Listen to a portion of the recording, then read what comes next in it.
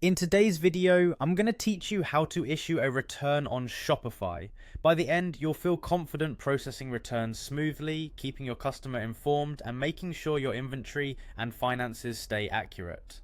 Start by logging into your Shopify admin. This takes you to your main dashboard where you manage orders, products, and customers. From here, head to the orders section.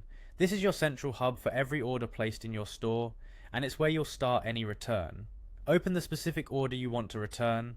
Take a moment to review the order details so you know exactly what the customer purchased, which items are eligible for return under your policy, and whether the order has already been fulfilled or partially shipped.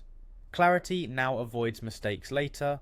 At the top right of the order page, click Return. This opens the Return Creation panel.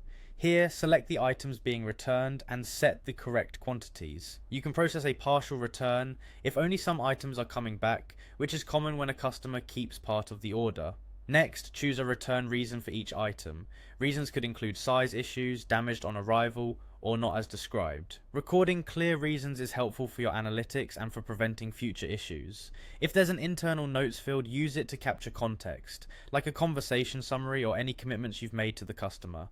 Now decide what happens next. Confirm whether you'll restock items once they're received and inspected, or mark them as not restockable if they're damaged. Decide if you're issuing a refund now or only after the items are returned.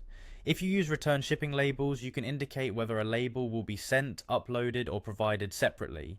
Make sure any shipping costs or restocking fees that your policy allows are reflected here, and be transparent with the customer about any deductions. Review the return summary carefully. Double check the items and quantities, the refund amount including taxes and discounts, the restocking settings, and any shipping charges or fees. This is your last chance to catch mismatches before the return is created and notifications are sent. When everything looks right, click Create Return. Shopify will record the return on the order timeline, notify the customer according to your settings, and prepare the next steps for receiving the items and completing the refund. Keep an eye on the order status as the return progresses, and update it promptly once the items arrive so your inventory and accounting stay in sync.